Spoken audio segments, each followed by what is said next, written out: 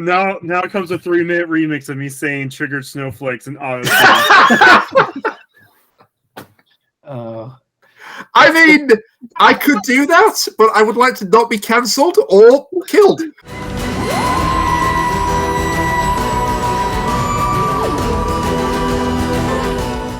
Ladies and gentlemen, welcome back to Doctor Who Reviews. It's the new era of Doctor Who, as opposed to the new era of Doctor Who, which is different to the new era. Confused you should be.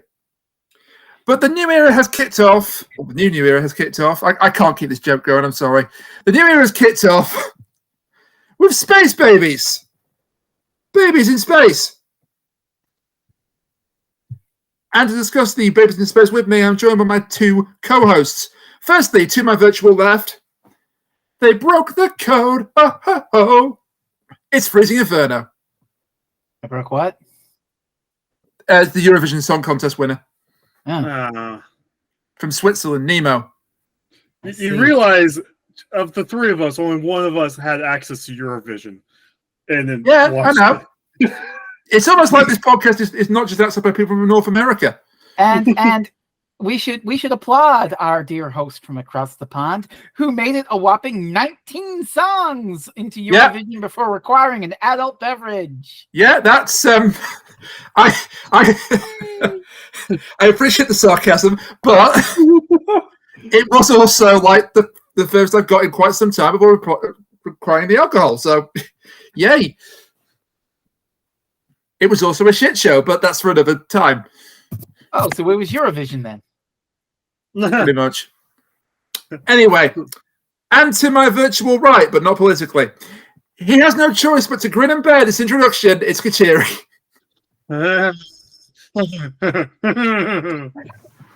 Oh, it took me a minute. Yeah. That's good. That's good.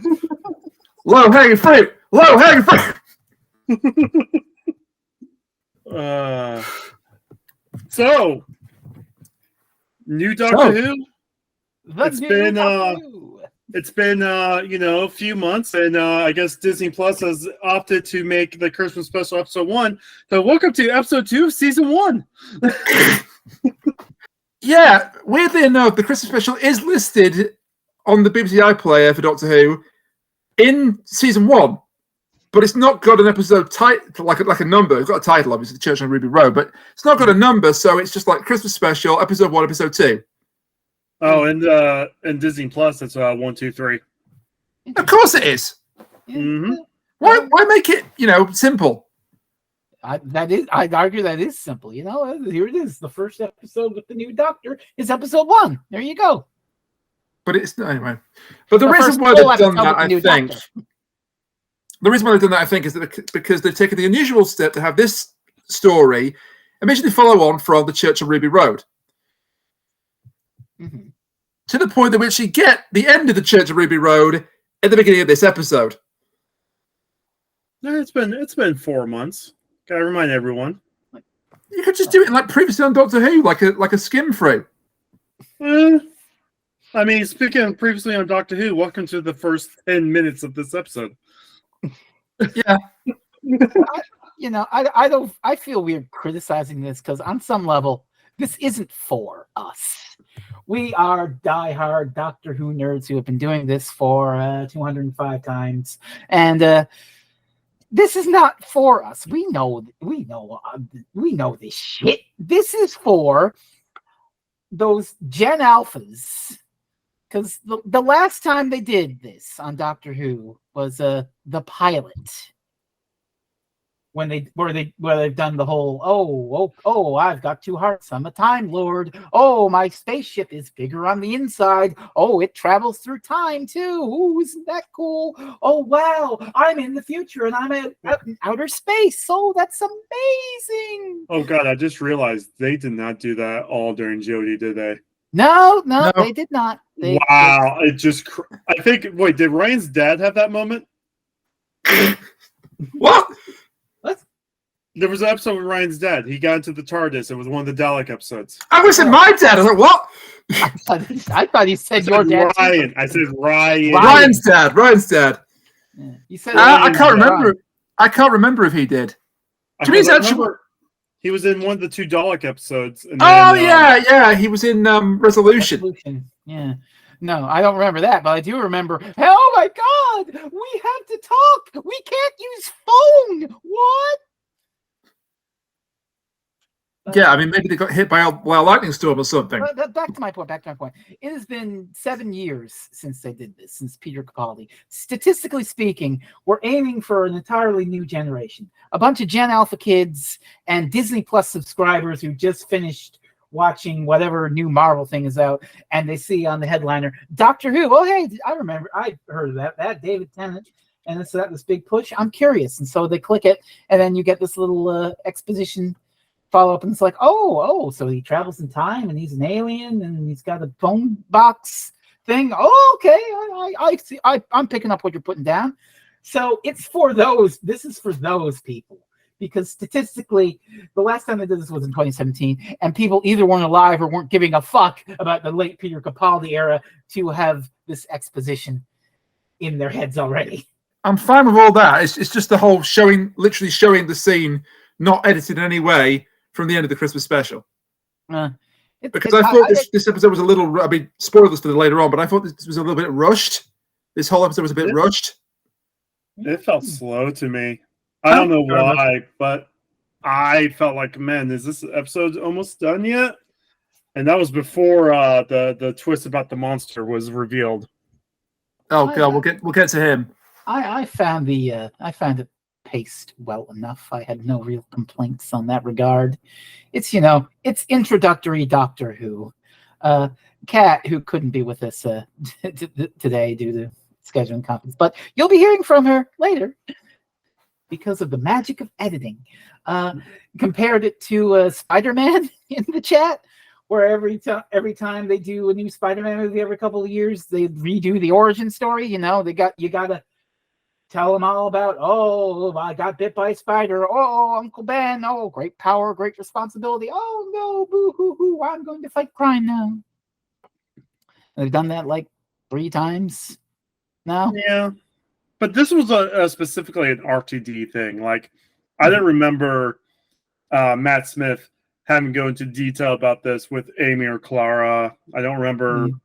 I know Capaldi did it a little bit with Bill. I mean, the pilot is basically this. It's the last time they did it. Clara, because she's so, independent and wild, she doesn't need to get the whole thing totally explained to her, but she does get, the, oh my God, space is wonderful bit in Rings of Akaten on her first real trip. And Amy, Amy was Moffat was really playing with it and turning it all on its head. I will say this. Before this episode even there, before the shots Ruby Road even there, people were saying, Ruby is the Rose for the new generation. She's Rose 2.0. I don't mean the Rose that was in the specials. Rose Tyler. Yeah. And this episode really didn't help that comparison very much because I don't see it. We have the phone. We have the whole, I could make the distance between your mum and you like 10 seconds away. That would be 19,000 years. So we get the phone thing. Isn't that a funny synchronicity? We just had a whole thing with 42, exactly. We did it again. So what if you call someone, it's 3 minutes after you left, and the doctor's like, oh yeah, no, I'll just make it to where it's like 2 minutes after you left. Do you actually cause a paradox then? Yeah, actually you do. Yeah, like it makes no sense. Imagine if that's what sets up the damn 2-part special. Oh God! If I'm gonna make this one. If you're wondering how they call on the phone throughout time and space, just repeat to yourself, it's just a show. I really should just relax. Or again, to Mystery Science Theater 3000 me. I invoke the law of Coleman. Jenna? Yeah. You know what she has to say about this, don't you? What does Clara have to say about this? Something about leave all logic at the door or something. Good advice. I'm just going to get the actual thing up. And I mean, I don't really see that Ruby is like a Rose again per se. Like, I think of her more Clara. Yeah. This is what she said. The key to the show is do not apply logic ever. If you don't apply logic, you'll be fine. Brilliant. Love her. 10 out of 10. Yeah, based. Just let this Absolutely based.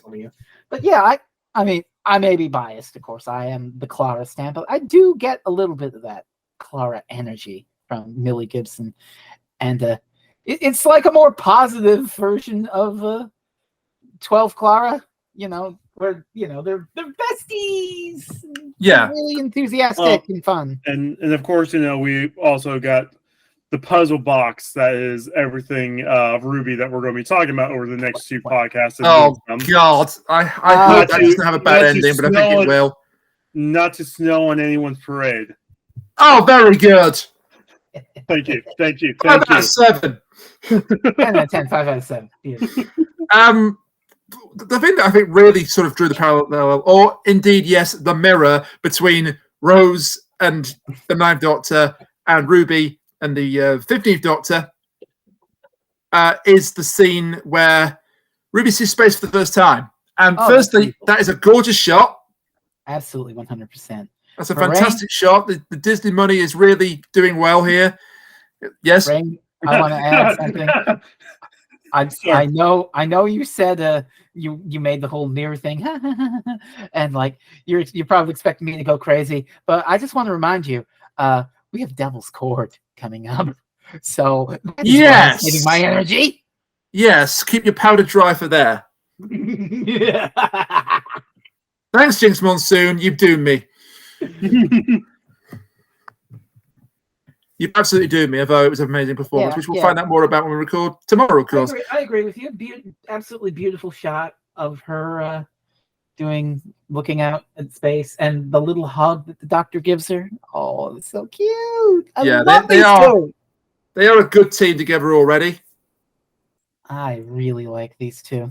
I feel like actually their teamwork was actually stronger than the episode that was happening around them, but again, that's just me. I mean, we could do a quick synopsis, because no one knew what they were getting into with Space Babies going into it. I love episodes like that where you don't know what the fuck you're into. Yeah. It's not the part that no one knew what was going on that I've got problems with. I didn't think it was as strong as an introduction to the series as it could be. Well, I think that's also might be why both Disney and BBC is like considering it like an episode 2 now. Because I think Church of Red was probably a stronger introduction to Ruby, certainly. And if I may, and I will add that this didn't drop solo; it dropped in tandem with Devil's Cord. So it was a little, underwhelming in that regard. You had Devil's Cord over there. Well, that was the masterstroke, wasn't it? The people that didn't like Space Babies loved Devil's Cord. And vice versa. So somebody got something they really enjoyed either way. So that was a masterstroke.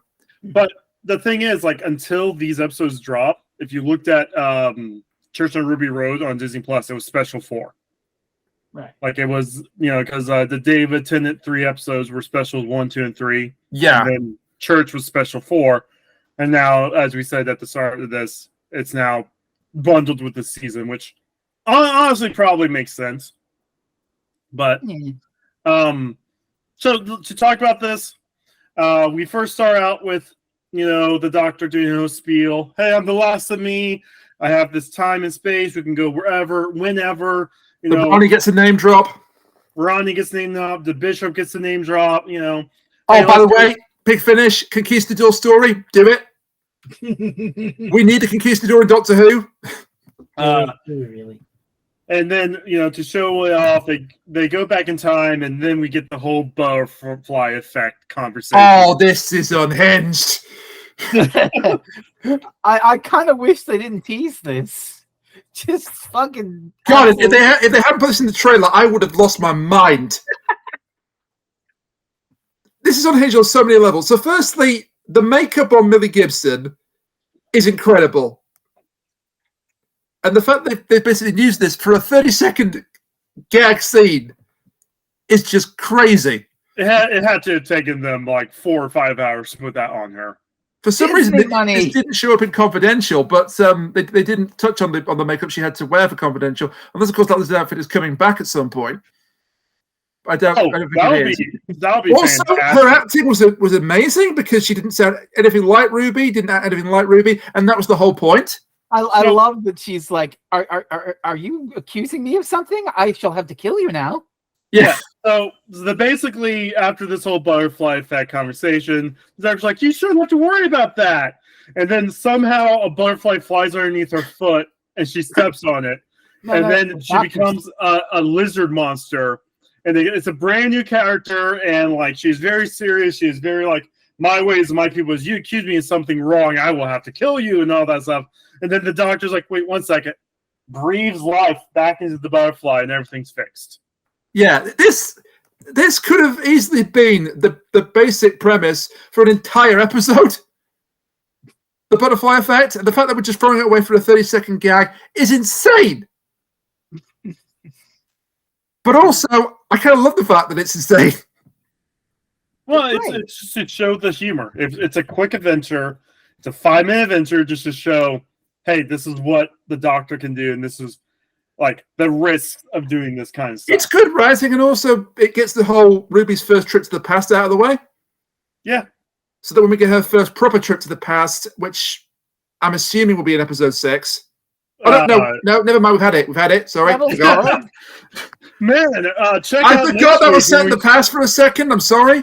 Man, I can't wait to go to 2024. Wow, it's 2024. Let's go see the Beatles. Yeah. Yeah. Okay. Sorry. That's my bad. Also, the shot of them taking off. You know, when they're in the TARDIS and the TARDIS departed, and Ruby and the Doctor literally took off on like a harness. Mm-hmm. Has that ever been done before? Wild Blue Yonder. Wild Blue Yonder. Or am I thinking of when they land on the thing in Wild Blue Yonder, when the TARDIS is like, instead of materializing, it's just like he's talking about when they're inside the ship around the console as they're going. They float. Yeah, the TARDIS departs and they take off like they go flying in the air. I can't think of when they've done that before. No, I'm amazed they haven't done it before. To be honest with you. Yeah. But yeah, the effects are pretty good throughout. The increased budget is evident throughout as well. Yeah, Disney money, baby. That Disney money really got used to the full extent, except for one thing. Yes, baby mouths. Well, I got some behind the scenes stuff on that actually. Okay. I'll let you go first there. I've got the point to make, but go ahead. Well, don't me or Kuchiri, sorry. Me. Well, let's bring up the fact that the doctor has Ruby to spell out a random year. She picks a 5-digit year. They end up going to a ship where they run into a monster that scares the doctor. He doesn't know why he's scared, but it's back to running down hallways again. You know, the classic RTD level. Doctor Who. It works. And then you find out that this is like a birthing ship trying to repopulate a colony. There are test tube babies. Those babies in the tube gave me nightmares. But as they should. But they are being ran by actual babies and strollers that have human voices that are talking, that are running this ship, and they are the space babies. Rain, how did they make the space babies? Okay, so are you talking about in the episode, or how did you do behind the scenes? You were asking. You say you were going. Yeah, I was going to do behind the scenes. Okay, so now that Shredder's off the screen, thank you for that, Frezno. Welcome. So yeah, firstly, the babies were real for the most part. They weren't CGI for the most part. They were real live babies. But obviously, babies can't talk in real life. Not like that. So, firstly, they auditioned the babies, which is just mental. I can't believe I just said that sentence on a podcast, but yes, they auditioned the babies. All 12 of them. It's basically just, does this baby look good on camera? Is it prepared to behave itself? Can it cry on cue? Can it smile on cue? It can. Good, your baby's got the job. It's hired. And the mothers are like really excited for their children to be on the show, which was adorable, actually, when they were being interviewed for Confidential. So that's that part. Then you have the whole talking baby thing. So they would have child actors off camera doing all the lines. And then advanced CGI was used to match the babies' mouths with the actors' mouths, and that's how the babies talk. Okay. Then you've got the whole extra problem of the fact that babies are only allowed to be on set up to 2 hours at a time. Then they have to go away, they have to rest, they can't use them for more than 2 hours at a time. Yes, sensible. So they used jelly models. What? Yeah, jelly type models to be the baby stand-ins for the scenes where they didn't need a close-up on the baby, they just need them like from a distance. Okay. Yes, the production crew has literally created jelly babies. Ah! Oh man, you were What a saying on that for shaggy so dog long. story.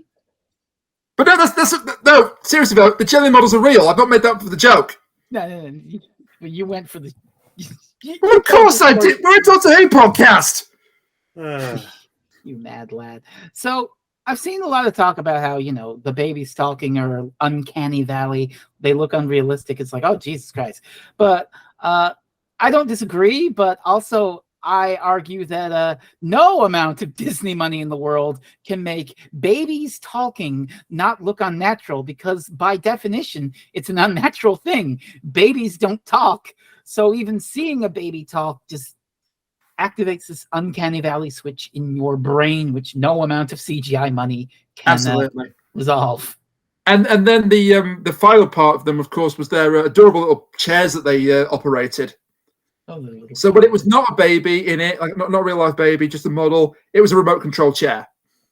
No. When it was an actual baby in it, they obviously couldn't do that because the baby would get terrified. Why am I moving all for no reason, mummy and daddy? So they had they had puppeteers in full green costumes holding onto green rods that were attached to the prams, pushing the living daylights out of the prams. And then they were removed in the edit with the green screen. Oh, just a guy in a green screen bodysuit pushing a baby stroller along and getting I wonder what's more scary, a giant green blob or just moving on your own. Probably moving on their own, because at least they wouldn't be able to. And the guys did hide themselves, like they crouched to do it, so the babies couldn't see them, I guess. And the beautiful thing is, once you push the stroller, you can just stand there and they can pee the monster over you. Double duty. Well, that's not how they actually created the monster. The monster wasn't CGI for the most part. Okay. It was an actual actor. I know that Star Beast also had some. It leaned more towards practical. Funnily enough, it's the same guy. Hey! The Wraith Warrior and the Bogeyman, same actor. Synchronicity. Actually, I want to bring that up before we get into any topic, because this does come up. This nature of a synchronicity of things being connected. And it's an interesting sort of resonance with me, because synchronicity is a tenet that follows my life. So, things happen in your life, and then other things happen which remind you of those things. So let's say, just off the top of my head, random thing I totally made up. Let's say, for instance, you have a friend whose favorite movie is The Wizard of Oz. Mike! And then everywhere you go, you are reminded of The Wizard of Oz. You throw on an episode of your favorite game show, there's a question or answer about The Wizard of Oz. You go on Twitter, you look around and you see a tweet that reminds you of The Wizard of Oz. You watch a movie that you haven't seen before, you're having a great time, and then there's a quick little line about, oh, we're not in Kansas anymore, and you're reminded of The Wizard of Oz. Synchronicity, baby. It haunts you. At this point, my reaction to Wizard of Oz is basically just a Pavlovian response. Hang on. I hear the Wizard of Oz, I shout the word Mike. Well, I've got my Pavlovian fucking response to the Wizard of Oz right here, baby. Oh no, not again! Come on, we've had this enough.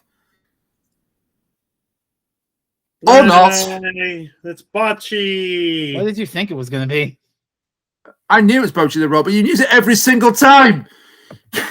Ray, I use it every single time because it is such a fitting image.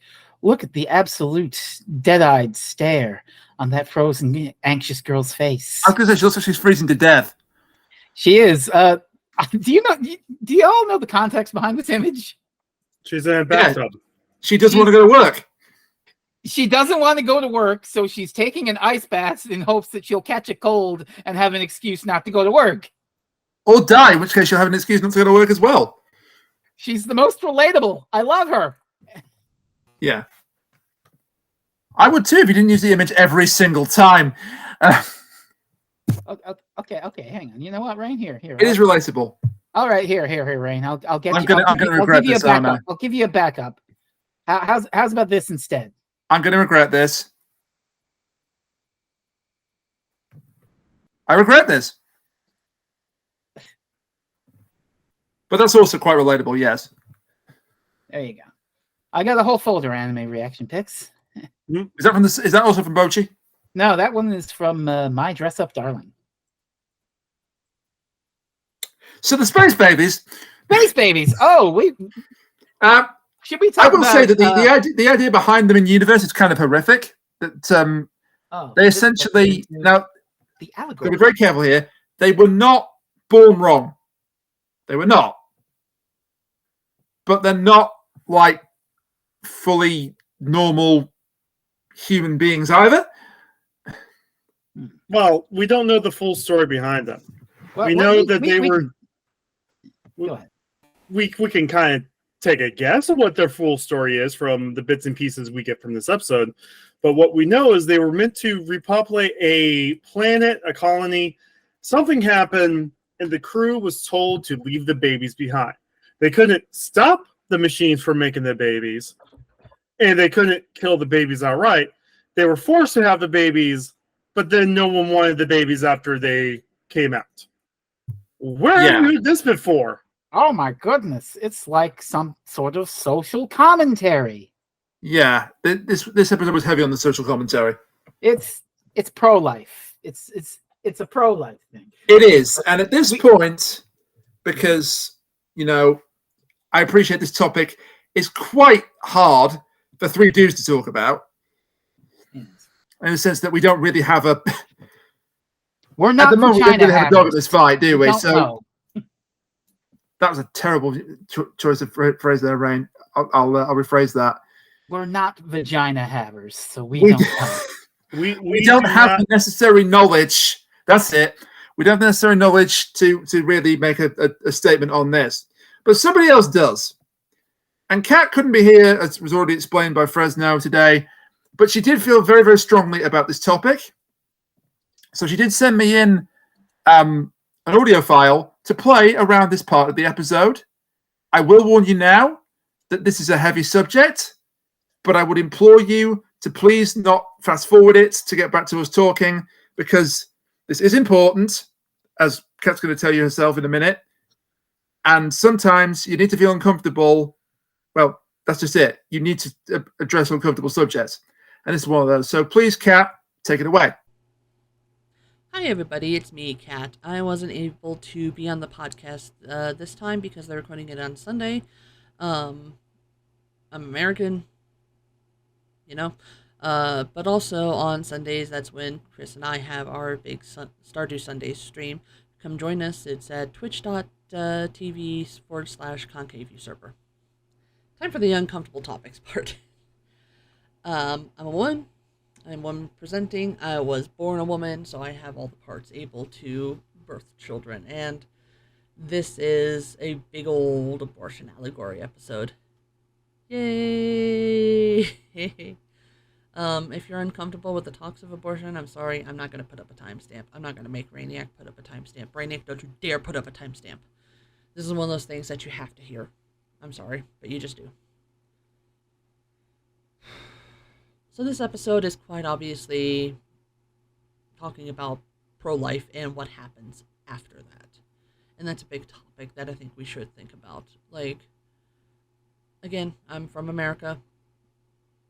We don't have a whole lot for that sort of thing.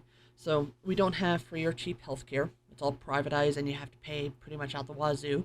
Unless you're with a company that actually gives you health insurance, but you still have to pay for that. Usually from your paycheck. We don't have the greatest options for daycare. You can pay thousands and thousands of dollars depending on where you go. You can probably have a friend babysit if they have the time to do so. But that leads into the third biggest problem, which we don't have maternity care or paternal. We don't have any leave for that at all. Unless your company happens to be really, really nice about it. And so this does lead into, like, the theme of the episode, which is there was a planet. For whatever reason, the planet didn't have the greatest time with fertility. And so they created a system to make babies. And one day, from the episode, it was 6 years before, they decided that, they were done. That's it. They're done. They don't want any more. Oh, turn it off. No, you're not allowed to turn it off. The laws say you have to keep it on the entire time. What's that? The baby's afterwards? Hey, look at the time. I have to go. My shuttle is here. Yeah. So obviously it's talking about all the people who demand that other people have babies, and then, the fact that they don't do anything to help afterwards. As an example, there was a post I saw on Facebook. Can't speak to the validity of it, but it just goes to show the kind of mindset.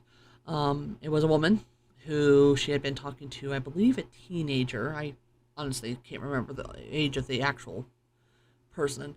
But she had been talking to a teenager about making sure that the teenager doesn't have an abortion. And she successfully managed to convince this teenager not to have the abortion.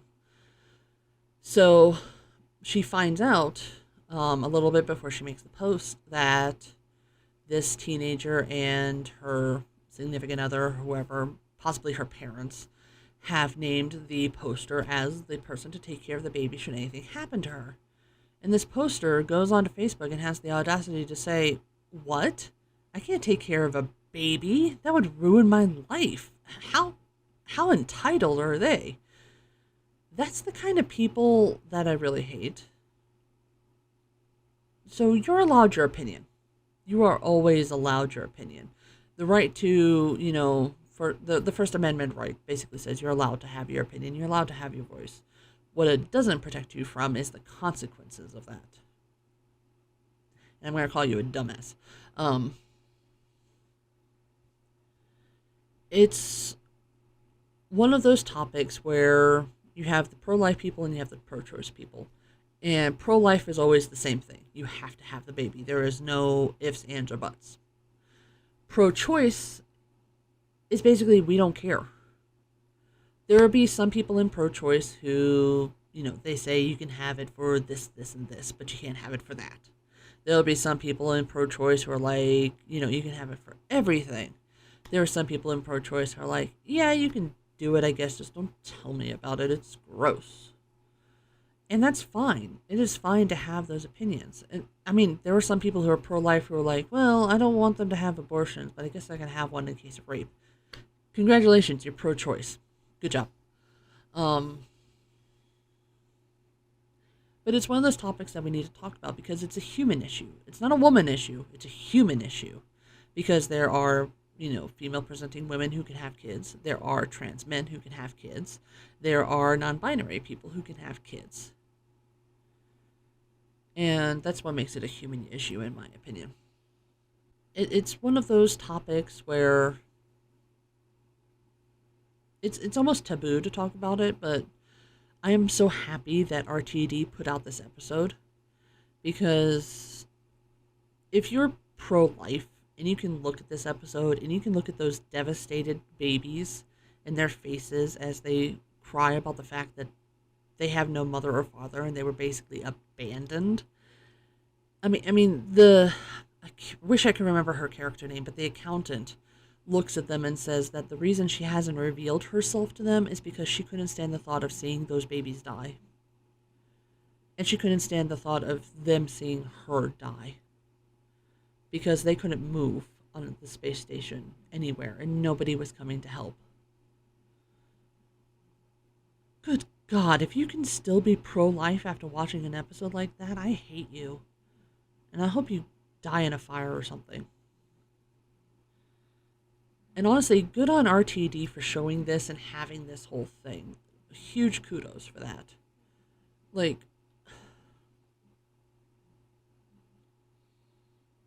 I'm probably going to get hate mail. I honestly don't give a shit. You can do it if you want. I'm just going to ignore you. Because there are all these lawmakers who are trying to ban abortions, especially in the United States. I don't know about other countries, but especially here. And you're not stopping them. You're not stopping abortions. You have all these people who are going to another state just to have, an abortion. And so you make it illegal to go across state lines. Well, we can just order the pills. Okay, no, it's illegal to order the pills. Guess what? Do you remember the movie Dirty Dancing, where she tried to perform her own abortion? Congratulations, you're causing that. It's always nice to see the fact that it's not the fact that you want babies out there. It's not the fact that you're trying to save babies at all. You just hate anybody who is able to bear a baby. It's quite obvious. It is so completely obvious. And it's a dark topic. It really is. It's polarizing. It's important. And I'm so happy that there is a popular show like Doctor Who out there putting this out there. Because I'm sure that if you go online, you'll probably find a whole bunch of people saying, ugh, this episode was disgusting. How dare they talk about that? How dare they do that to the babies? And they turn right around and say, well, you can't have an abortion. That's terrible. You're terrible. Stop being a hypocrite. You dingus. Yeah, it's just one of those topics. It's a good one to have in a show that people will watch.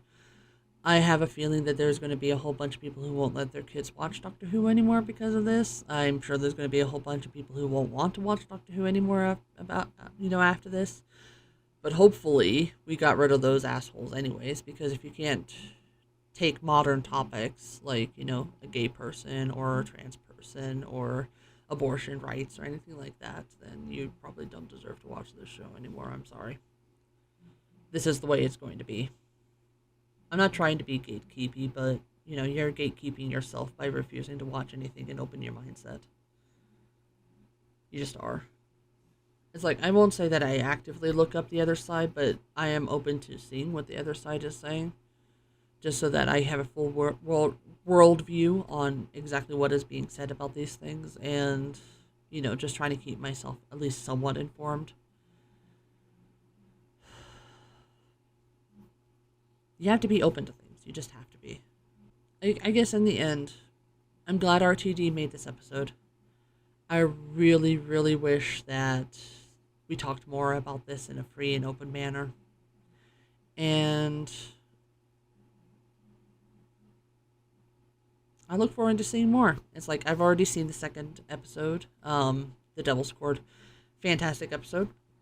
Kind of annoyed, but you'll see in a bit. I'll be there for that podcast. So, I think that will wrap up my talk on this. More of a rant, really, as usual. But yeah. Just leave people alone. Let them do what's best for them. Don't rely on disgusting politicians to make rules saying that they can't do this just because you personally can't take this. Just stop. Get some help. Drink some water. Touch some grass. Leave people alone. Just leave people alone. Assholes. Thank you, Kat. Well said. So yeah, the social commentary. The other thing is, of course, the refugee thing. And this could not have come at a worse time. Oh. It's an election year. Better start worrying about people walking towards America from the south. Well, not just America. I mean, there's a refugee crisis everywhere. I mean, well, not everywhere, but you know what I mean. Stopped, have they? There's a lot of refugees in Europe. There's a lot of refugees trying to come to the UK, and the debate of what we should do about that is ongoing and long. And one thing we shouldn't do is send them to Rwanda. That's a terrible idea. We should really think again. But We are apparently sending some of them to Rwanda, so yeah, great. Till the government loses in 6 months' time. Great. Yeah, and then replaced by another government who will be just about as bad. Don't you just love politics? No, I don't. No. Let's talk about how great a father figure that Shuey got was being to these kids. Oh, Words they're of so good with the encouragement. babies. They've never been hugged before, so he gave them a hug. This is adorable. Oh, Gatwa and Gibson are so good with these babies. Oh my god, it's so sweet. Yeah. When he hugs And- Captain Poppy. And again, I just want to point out synchronicity here. We've got because we've got a bunch of babies who are basically orphans and have nobody to look out for them, and then we have the Doctor and Ruby, also orphans. Ooh, so that synchronicity is at play there. And again, I've said it before on the show. I will try to stop saying it again. Thank Christ Russell T Davies is actually doing some emotional stakes with the Timeless Child lore. Mm-hmm. How is he doing this better than Chibnall did in 2 episodes that Chibnall did in about 3 series? Because he's How? trying. But how, though? He Because actually RTD gives a fuck about the emotion rather than the sweeping lore dump or shit. RTD has a vision. Yeah. I mean, that's the Deming doubt with Chibnall, and also accurate. Like what came of Timeless Child? We had the lore dump in series 12, and we had that god awful fucking exposition dump with the Doctor's mother, with all that offensive horse shit that spewed from her mouth, and then she died, and nobody gave a fuck. That's still the funniest moment of Flux, by the way. The fact they just killed off Tet Taeun for just non-consequentially. Yeah. We introduced her for a whole episode, all this gaslighting bullshit, and then she just dies. My favorite part is when they introduce her like 2 episodes prior. Ooh, my name is Aswak. I'm a mysterious person. 2 episodes later, actually, I'm your mother. Oh, surprise! Ooh, you didn't expect that, did you? 20 minutes later, actually, I'm dead. God. Yeah. But okay. But we've litigated that shit show enough. Meanwhile, RTD actually has an emotional core and the synchronicities and the parallels. I won't use the word this time, Rain. I'm saving it for Devil's Thank you. Yeah, you're saving it for tomorrow, I know. And it actually works and pays off and is interesting. And you know what? And while I'm on this topic, you know what else I love? We didn't talk about it in the whole reintroducing all the lore to the show for the new kids coming in. But we once again have the Doctor saying, oh yeah, I'm the last of the Time Lords. Gallifrey is no more. But instead of it being played like RTD did it, where it's just, I'm the last of the Time Lords. There are none left anymore. I'm lonely God wandering the universe. He's just like, yeah, they're all gone. But hey, I can still go around and see the wonders of the universe. I'm cool, babes. So you're saying he's like Homer in that nuclear bomb episode of The Simpsons? No. This is the Doctor who worked through therapy. And it's like, yeah, I'm rolling with it, babe. Let's do it. And it's refreshing. And it's ironic that Chibnall rolled us back to that with Spyfall and Jodie. Or tried to, anyway. And then the very guy who did that arc in the first place back in 2005, 6, that era, is going like, you know what? That's a big old hat. What if I have the Doctor just like, he's fine. He's dealt with it. He's dealt with it. Yeah. It's refreshing and interesting that we got a Doctor who's not angst-ridden. There is one moment at the climax of the episode where that Timeless Child stuff kind of drives his action and makes him feel like a bit of angst and regret. But we'll get to that. We're kind of going in a little bit of order here. So well, we are. We're not going scene by scene by scene, which is good. No, we're not going scene. And then there is actually one other guest star in this episode, and this is the best for me. This is the best part, or this leads to the best part. Oh, yes. So obviously, what used to a bunch of babies without a nanny? And when we first meet the nanny, she presents herself as this AI voice, Mm-hmm. and she's like calming and nice, and you know, she's reassuring the children, saying, "Okay, now children, it's time to blow your noses," and things like that. And but then we actually meet her, and she's completely the opposite, Jocelyn. Oh, I love her. Well, it makes you think that it's AI at first. Like, Yeah. if where's the human? Like, where's the adults? Why did they all leave? Why haven't these kids gotten a hug? And then you find out there's just a woman hiding. She used to be an accountant. She's just hiding in a control room, and she's been using this filter to cover her voice. Oh, the nanny filter is the best gag of the thing. I will say this right now, and Frez may remember this, or they may not.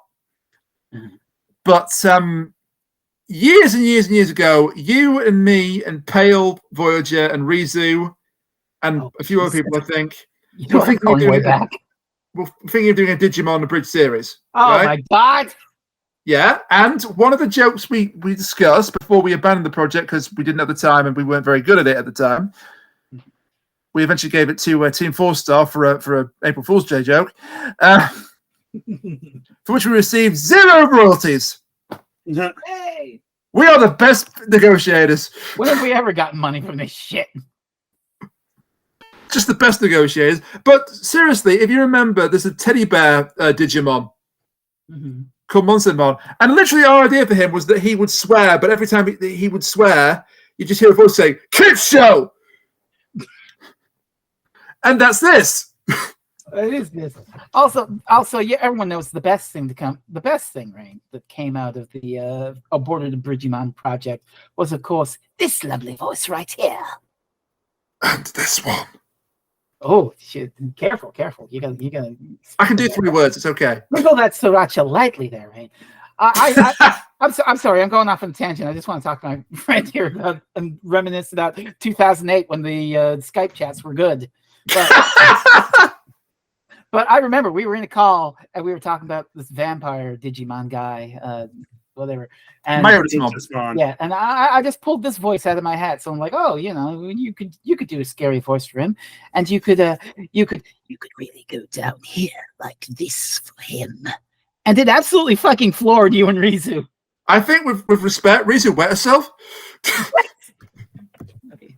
But yeah, you're like, holy fucking shit, Frez, how did you do that? And I'm like, it's hard to remember how I did. I really went down low. Rizu, if you are listening to this by some miracle, firstly, we really miss you, and secondly, I apologize for that. We love you. But I didn't mean it like as an insult. Yeah. But she really did like love that voice when you first did it. Yes, it's wonderful. It blew her away. It's good. It's funny because when I started doing it, I was really down low, sinister like this. But then when I turned it into like the Conqueror, I brought it up a notch. So it just comes up here like this. And I'm just totally we got 3 of your voices for the Still Voice Adventures from this project. The only 3 fucking voices I can do. No, I don't mean just yours, mine and Reese's. Oh, 3 up there. Warlock and Obliterator as well. Yeah, so see, something came out of it. Anyway, this has been your deep tangent cut down about... memory lane. My God, sorry, but yes. Mike is probably freaking out right now because he remembers the old LP. But the rest of you, I'm sorry, I'm so sorry. We should talk about Jocelyn and the filter again. Yes. Yeah, this filter, this damn filter, is responsible for some of the best jokes. Because it's obvious what she's trying to say, and obviously the filter makes it sound like not rude for babies. Invoke the deity. Yeah, that's the best one. When she's trying to get Eric to come back to the safety of the top of the ship because he's gone to confront the bogeyman. He says, "Eric, for the invoking the deity." Another point. You are so full of excrement. No, fecal something. Oh, fecal matter. Yeah. I got to look at this transcript. There's one that I remember. And then at one point, it just gives him and goes, "Expletive deleted." I think there was one that I really liked. Let's see. Where can I find it?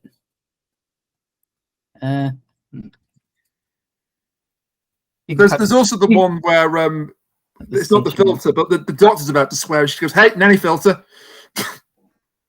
I found it. I found the line I was looking for. Don't you touch them, you illegitimate person. Yeah. Speaking of Eric, that was so cute. Him going down the hallway with the little 3-foot the toy sword. Yeah. Oh. No, nanny, I'm brave. Ruby's told me I'm brave. There's no such thing as the bogeyman. Ruby's freaking out. Oh my god, this is all my fault. She was trying to be nice to him. She was trying to reassure him, and it nearly got him killed. And here's another behind the scenes bit. This character originally had a different voice. Huh. Now you won't know this actor, but you might have seen him. The announcement that he was going to be in series 14 or season 1 now. Lenny Rush. No idea who that is. Lenny Rush is a little person. Okay. Who very much has the appearance still of a child. Right. And the voice of a child, but I believe they are, much like the babies in this episode, older than they look. Right. And Lenny Rush was originally Eric's voice. Yeah. This was all confirmed by Confidential. And so he goes to the rehearsal. He delivers his performance for Eric's voice. And he's so good that Russell T. Davies is like, you know what? This is kind of a shame that we're just using him as a voice here. Because he's actually a really good actor. So they recast him as a different character who will appear in a later episode in this series instead. That's good. Nice. Yeah. So I thought it was cool them to actually confirm that, because they're saying it's the case of the missing award-winning actor. I was like, what? Oh, right. Of course, Lenny Rush was supposed to be in this. Right. I thought for a while he was going to be revealed as the person behind the station, like he was running it. Because in his promo pic, he's in a suit. But it wasn't that. I'm also glad it wasn't that, because that's too much like Boss Baby. Oh, God. It basically is a space station of Boss Babies, isn't it? In fact, yeah, this whole thing is too close to Boss Baby. Thanks, I hate it. Guy who's only ever watched one movie, getting big Boss Baby vibes from this Doctor Who episode. But, should we discuss the spooky monster of the story? Oh, I kind of like this too. I just have one thing to say to that. Is it Bochi the Rock? Where'd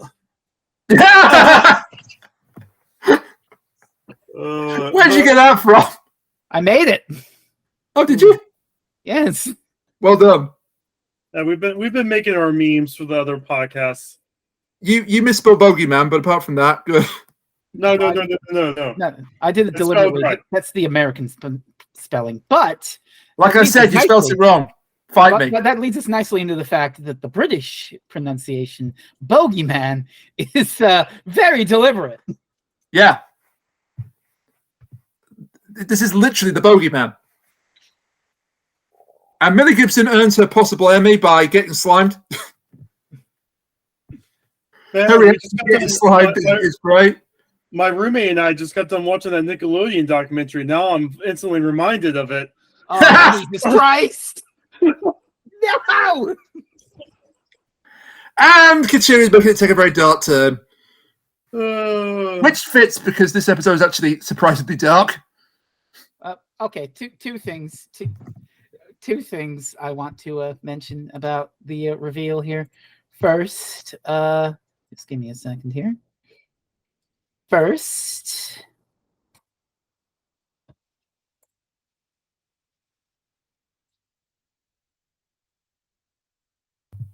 another one? Another one. But secondly, yeah, this is a monster that was literally birthed from the birthing machine using the snot hankies from the babies. It's a literal snot monster. And so I am obligated to say that this is the second time Doctor Who has done mucus monsters. And in Kat's absence, I have to say, Sleep No More is underrated. Here. Can You'll get an argument from me on that one. Can we talk about that 2-minute scene where after the Doctor realized what the monster is made out of, and he's trying not to look at Ruby, who just got slimed by the boogers. He's like, oh no, I've seen so many horrible things. This takes. Like I said, just give Millie her damn BAFTA right now. It's such a hilarious scene between the two. Like the doctor does not want to say what it is. She even gets a snot pun, and it doesn't feel forced. It's snot. It's not.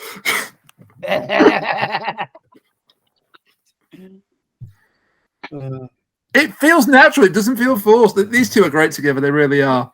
What I really like about I'll just call it the bogeyman. I'll use the British pronunciation. Yes, that's what it's called. Because of the pun. Because of the pun of the name. It's a literal bogeyman. It's made of because of the pun, also because it's right. Yes, Rainbow. Why don't you go up into the lift and tell us all about it? All right. But just for the purpose of this, because it's a literal meaning, call it the bogeyman. Okay, I really like the climax, but because you know me, you know that other show I watched that was all about showing empathy and kindness to your antagonists, and I live and die for that shit.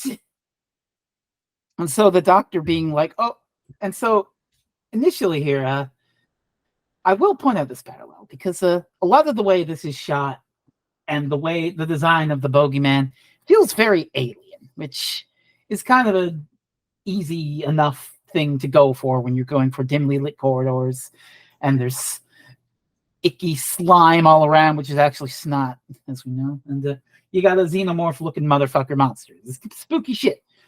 And so the answer is key out of Alien. Jocelyn's answer anyway is straight out of Alien: blow the fucker out of the airlock. But then the doctor's like, well, wait a minute, that's a baby too, and it's the last of its kind, like me. Yeah, there's your Taylor's child resonance. Yeah. So actual emotional resonance, and a little bit of angst, and very doctorish. This is a unique living thing among the universe, and you shouldn't just kill it because it's a scary, spooky thing. And so, the computer created it to help the babies. Yeah. Oh, I didn't even think until now of the weird, like almost Moffat-ian thing where like this thing got created because the computers were confused and Jocelyn was telling the story to the babies about the bogeyman, and like the computer was like, oh, bogeyman is real and literally made of bogies. Boop, boop, boop. There you go. So it's like an idea come to life, a story come to life. Very Moffat. Yeah. And Ruby even says it's like a children's story. I won't poke too much about that because I gotta wait all of a week to talk about Moffat again. So, oh god, I'm being very patient. I'm not talking about mirrors, and I'm not talking about Moffat. That trailer, that trailer is mad, but that's for tomorrow. Sadly, that's for tomorrow. But the doctor saves the little bogeyman, and it's interesting. Again, the synchronicity.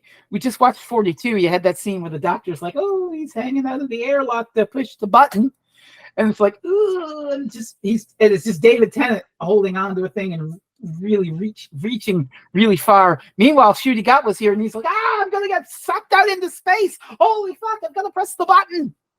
Yeah, push the button was like a recurring theme throughout the Doctor's dialogue here. It's like poetry. It rhymes. And this is why it was. Yeah.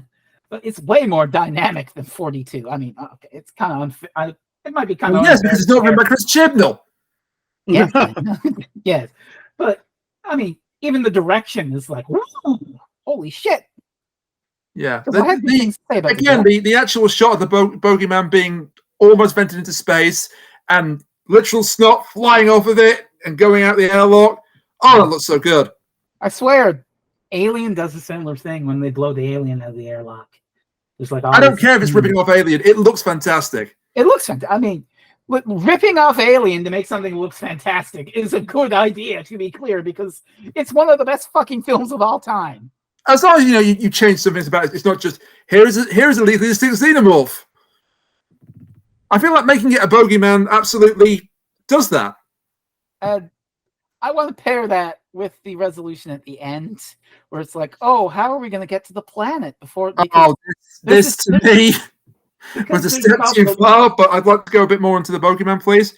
Okay, go ahead. So, this bogeyman, it was known that it was going to be in an episode of Doctor Who because there was a documentary last year around the time of the specials coming out by a guy called Alan Yentob, who's very well known and respected around the UK. He does a documentary series called Imagine, and his subject was Russell T Davies.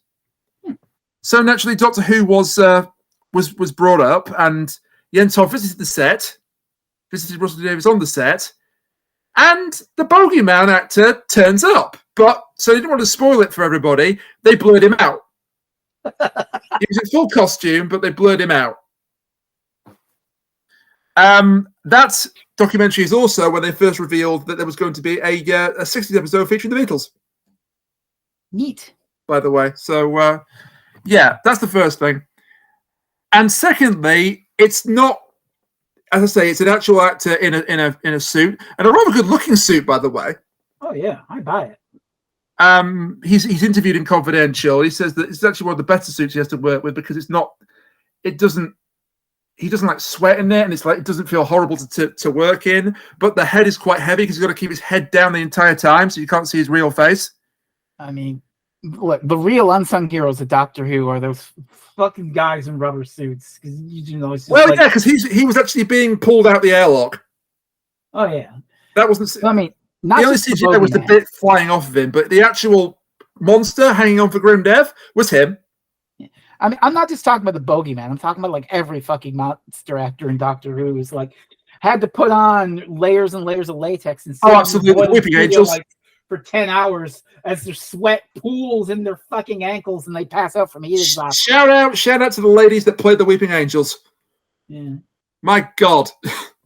There's a fun story. I don't know if we talked about it when we did this because it's so long ago. But Survival. The story with the cheetah people. Yeah. Mm-hmm. Like it was, I gather it was boiling hot out in like the middle of that fucking quarry. And like one of the people just like was like, fuck this shit, I'm out. Took off the costume and just walked off in their underwear. Just like, we talked about it. We mentioned that, yeah. Yeah. I have the memory of a goldfish. My favorite part of Survival is the bit where Sylvester McCoy drops an F-bomb. I told you to fucking stay still. So anything else on Bogeyman? Well, on the Bogeyman, no. I just want to point out that this is actually, as I said, a very dark episode.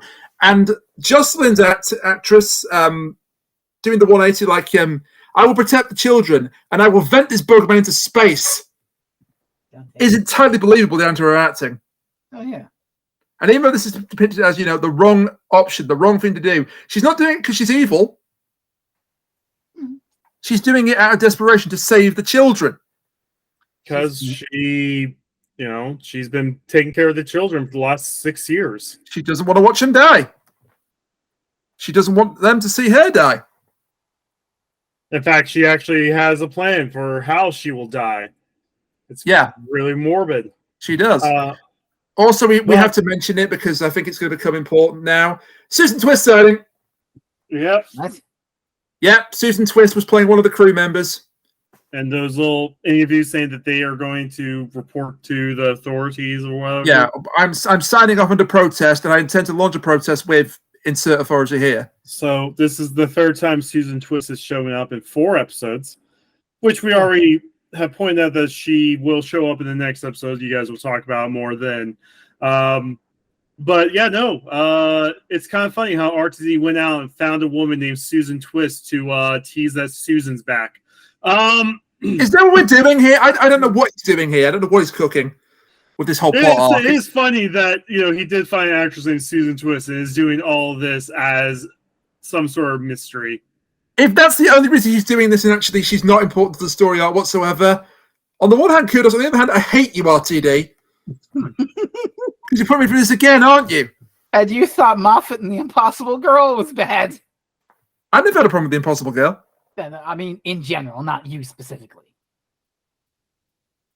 But it's my podcast. Yes. The you is a specific. All of you out there, not you, Rainiac, host of Doctor Who Reviews. All of your Bazar belong to us. No. We went for the whole hour and a half without making that joke. No. What? No, sir. Why are you so concerned about a 25-year-old meme? I'm not. I'm just playing it out for the laughs. Oh. You're keeping the trouble alive. Keeping the trouble alive. And now we're mirroring each other. God damn it. So, Hey, you said it, not me. Jesus, Ryan, you've made more mirror references on this show than I have. And now, filter. And now we're mirroring each other. Going forth and there's another one. multiplying. Jesus Christ, what's up with him? Why does he keep mentioning mirrors all the time? Oh, No. Nanny filter. Going forth and multiplying. yeah. Anyway, so Procreation. Okay. Sorry. Yes. I don't think we have anything. Oh, yes, we do. Sorry. No. Snow warning. Snow warning. Well, we haven't talked about the. I wanted to mention one thing before snow warning. Oh, the farting space. Yeah. Yeah, the resolution. RTD is just like going back to his fucking body humor era, and It looks like an ass. Man, I am so glad we had a chance to talk about foreign aliens in the last 9 months since we decided what. Kuchiri, please don't. All right, I feel bad about that.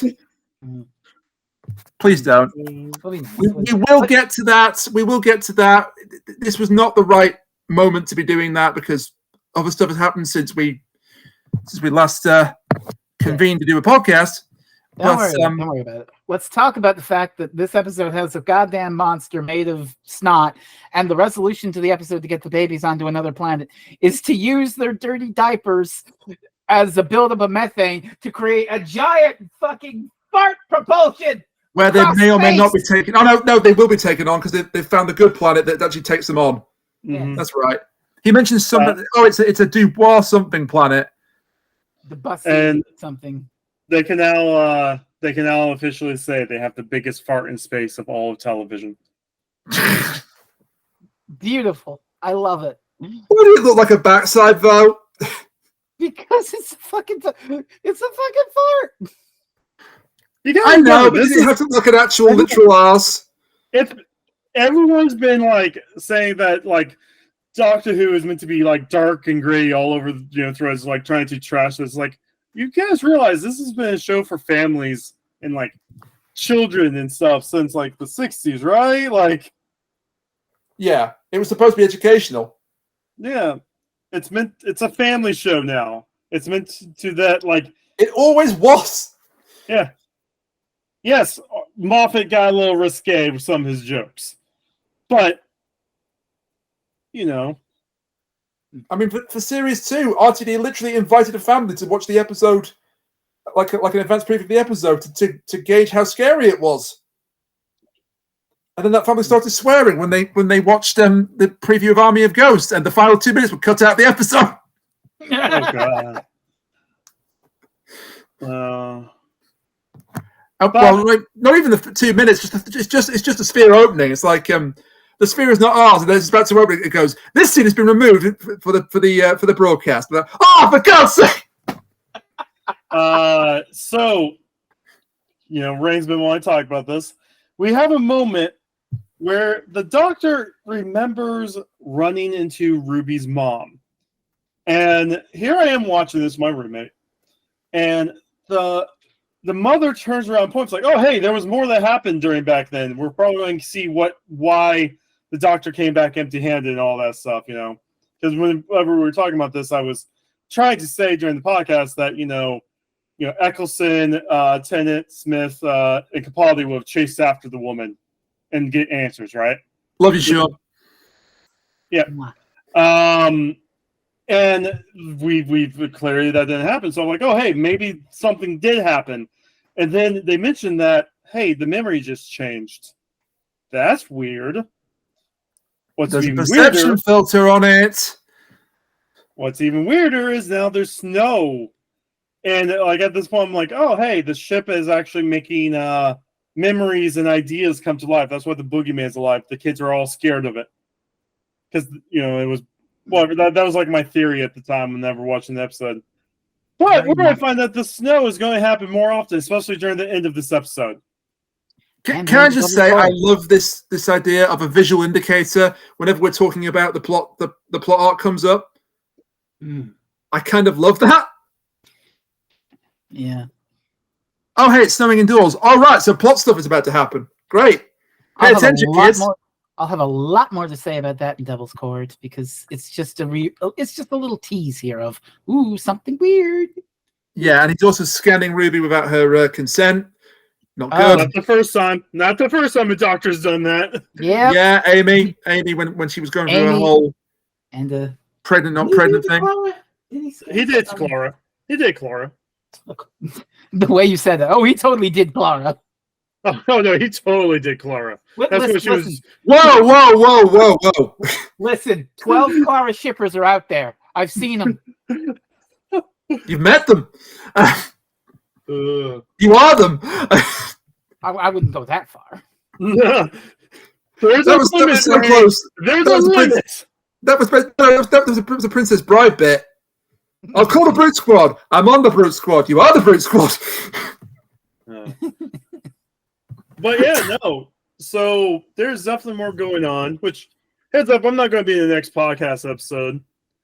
But we are getting more and more clues that one of the toy maker legions may be involved in this. So, yeah. Well, we already knew from behind the scenes stuff that there were more people in that scene than you saw. Yeah. Also, they did a very good job filming the actual shot of the woman because you cannot tell who it is. Mm-hmm. Or even if it's a woman. But at least it's just some standing with a cloak on. Yeah. But, we're getting more and more to it now that the memories change. I mean, there's something like... There's a lot of stuff going on with reality ever since David Tennant spilt the salt. Oh, yeah.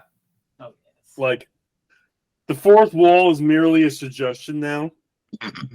We'll get to the fourth wall tomorrow, for God's sakes. But yes, you're right. And well, I mean, we could bring up some of the fourth wall stuff now. We have Mrs. Flood speaking to the fourth wall. We have the fact that Susan Twist has now shown up 3 times as 3 different characters across 3 different timelines. You're absolutely right. That's all fourth wall stuff. Everything to do with the Devil's Court is fourth wall destruction. The Devil's Court is purely fourth wall. I would not be surprised during the next week's episode. The Doctor's going to have like 3 minutes where he just talks to us in the camera, and it's going to be themed as he was talking to himself, but he's clearly talking to us. Oh God, no! Not a retread of Before the Flood. No. Who composed Beethoven's Fifth? Who gives a shit? Thanks, Woodhouse. But yeah, Doctor Who's been full of these moments. I mean, for God's sake. I linked one in our chat where it's Tom Baker. I don't even know what story it's from. He's using the sonic screwdriver. It doesn't work. He turns to the camera and he's like, even the sonic screwdriver won't get me out of this one. Yeah. And of course, we have the infamous Happy Christmas doll of you at home.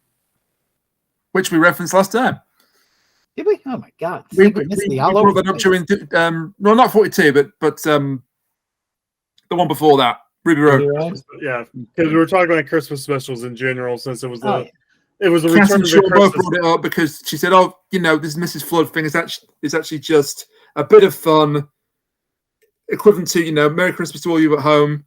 It's not actually anything serious. It's not a plot arc. It's just the fourth wall being destroyed again. We will find out whether it is a plot arc later on, I'm sure. I'm pretty sure one of the Pantheon is in control of reality, and they're doing something with the Doctor with reality.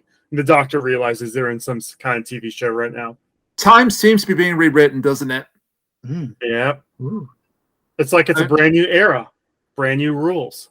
Oh my brand God! new Doctor Who. I swear, if the Big Ben is basically the controller, I will flip. They bring back Simon Pegg, and he's actually he was the no, he wasn't the architect. The long game. The editor. He was the editor. The editor. Yeah, he did bring him back. Like, oh hey, I was wasted in 2005, but now I can actually be a real character. We haven't done the long game on this podcast yet, but if we did, I'd have to give some praise to Simon Pegg because he was brilliant in that. I mean, who doesn't love Simon Pegg? He took 20 takes to say the geographer's full name. Doctor Who, the mysterious figure turns around and Doctor Who gasps, Michael Grade? Yeah. My name is Troy McClure. You may remember me as such roles as... no, but I am pretty sure Susan Twist is going to say gravity at some point in time around the Doctor. My God. And the Doctor, like... Yeah. And the We Doctor, did like... get a fancy reference. It was blinking you'll miss it, but we did get that. Yeah. It's on like a hollow screen somewhere. Yeah. On the Pacifico del Rio screen, yeah. Mm-hmm. Which also had a really dark joke about how China's actually taken over the world at this point. Well, no. That's not Chinese. That's just a mixture of all the Asian languages as one. Oh, was it? Yeah. He deliberately mentioned Cantonese. Yeah. Thank God for that. Yeah, it was like she said it was based on Cantonese, but my roommate was like, "Oh, hey, I see some Korean in there," and she's big in Korean shows right now. Fair enough. Yeah. No, but Twist is going to be the one that says gravity. The Doctor is going to not even register it, and then like 5 minutes later, he's going to be like, "Wait, what? What? Was that what? No, there's going to be like a high pressure moment, and he's going to just remember that someone said gravity, and no one should know what that's going to be the payoff." We do the whole throwback to what? But it's gravity.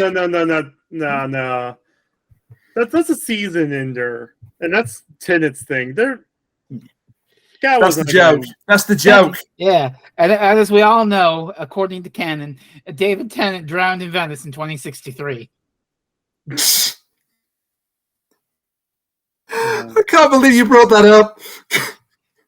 The window opened up to me. I didn't get the flood.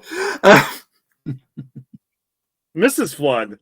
Ah. I'm surprised we haven't seen any of her. Well, Give me time. Can we point out how every time the Doctor shows up at Ruby's mom's house, he destroys some other part of it? Yeah. I will say it was a bit of an odd choice having the him introducing himself to Ruby's family off camera. No, that was a bit of a waste, but it was to basically do the zoom in on the scan and the snow and thinking, yes, here's your plot arc, people. This is your story arc. Ruby is the story arc. No, Ruby is some horrendous creature, according to an amazing character in the next episode. Which, by the way, what is the next episode, Ryan? So the next episode is the Devil's Court, and we will be recording that podcast tomorrow, because this was the second part of the double bill. And you will not be here for Devil's Court, unfortunately, because you've got work to attend to. We completely understand that. But I can announce it will not just be me, Kat, and Frezno tomorrow. Oh no! That's right. It's me, Jenny. I'll be on. No, not Jenny. Ladies and gentlemen, we got her. Again. Got who? We got her again. No, we don't have Jenny. I'm just killing Kat with that. Surprise! That's killed her like 5 times, and then she comes back to life every time. But not as bad as... actually, hang on. 1 second. Okay. Yep. But this will. Oh, my God. Oh my Defoe. Well, Ryan, I think it's time for us to will him to go. But who have we got really? for will him to show next time? Really? Well, it sounds like Frezno just lost their invite. Yeah, it's now going to be me, Kat, the special guest. Sorry. Like hell it is. Yeah, I know you want to be on this one, and you will be on this one. Along with Kat and myself and Lena. Is that Lena McTeer, author of Back to the 11th Hours Volume 1 and 2? Very same. You can get that on Amazon.com and other participating book websites. Link in the description below. Here on this very podcast thingy. Yes. Also, By Time for the Trees by Sean Dillon. Wow, that's another book from a person that's been on this. By Shadow the Gallifrey and by a bunch of people and this guy. Hey! And you can find us, because nobody prompted me to where can you find us, lovely people. I'll just do it myself. I'll do the whole thing live, god damn it. Hey, where can you find us, lovely people? You can find us on Twitter if he hasn't been banned again by now. At /Rainhead the Maniac / the Kuchiri if he hasn't been banned by now. No, I've been banned. I have not been unbanned. Sorry. What is it? Common reviews? Well, just ignore that. I'm on Threads. I'm on other things. Okay, you can find us on Twitter, apart from Kuchiri, who's on Freds, at freds.com /Kuchiri. The Kuchiri, yes. The Kuchiri. You're the Kuchiri everywhere, aren't you, on social media? That's right. Yeah, except for a few things where I'm just Kuchiri, but yeah. it's whatever. /Rainhead Dominion, /Freezing Inferno, / the Kuchiri on Freds only, and / Concrete Usurper. Twitch.tv, and it's the same again for all four of us. Mega May is continuing. Yes, it's not Guilty Gear, unfortunately, so I'm disappointed. I'm working through Mega Man ZX myself. Yes, you are. And happy birthday, by the way. It was like 4 or 5 days ago. Yeah. Happy Oh, birthday. well, I've had a fun birthday vacation. I went through an operation without sedative. I live, bitch. Oh, what fun! Yeah. So anyway, we forgot to talk about what we thought about the episode.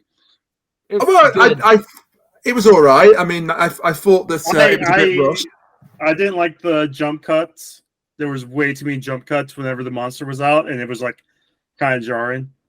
But other than that, it's a solid 7 out of 10. Yeah, I think I'd make it 6.5. I think if we had to give it, I don't like giving it numbers, but it's hard to explain that something that's like good, not great, but not bad. 3.5 stars out of 5. Basically. Thank you, Dave Meltzer. That's my letterbox score. I give it 7 snotty nappies out. Oh, we forgot he found the baby because of a tree. Anyway, sorry. Oh, we forgot to bring up the flamethrower. Oh God, the baby flamethrower. Yes. Anyway, that can't have been the actual babies. That had to have been the models, right? It had to have been the jelly babies. Although jelly babies and a flamethrower, not a good mix. Ah. Say goodnight, Rainiac. I'm not finished with. Well, finish then. I was about to say I give it a 1 out of 1. Wait, what? No. No, I thought it was a little bit rushed. I thought that they could have. The twists were good. The twists were clever, and they didn't really do anything with the twists, or some of them. It was meant to set up the whole timeless child, no unique creature left behind thing, which I did like. But it also got hurt very much by the fact it was immediately followed by the Devil's Call, which was better in every way. Well, I also wonder if we're going to come back to this, like how RTD liked revisiting settings between seasons, because we don't have the full story to Space Babies. We got really don't. We got only like 40% of the story, so there's still more going on. I wonder. There's absolutely the chance we could revisit this in the 2-part finale. I doubt it. Well, I don't think 2-part finale. I think like episode 3 of next season. Oh, right. Okay. I don't see it as being like a New Earth thing, but hey, prove me wrong, RPD. Actually, due to the fact that he's been cranking these fucking things out, he already has proven us wrong. We just don't know it yet. It's Schrodinger's RTD scripts.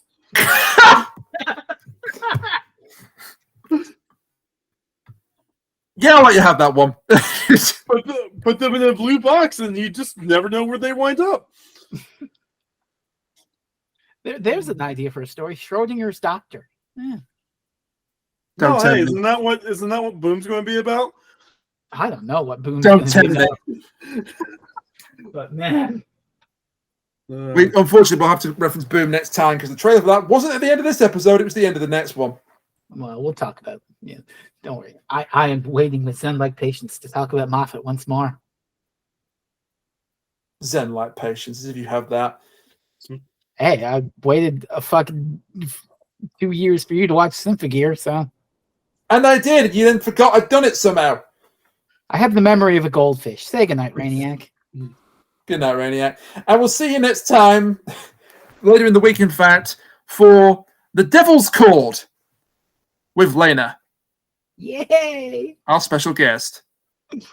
Excellent. And hopefully not the last special guest for this series, but that will be telling about what episode that will be and who it will be. Oh my god. That would be telling. It would So be. much selling. Until then, bye for now. Bye-bye. Bye.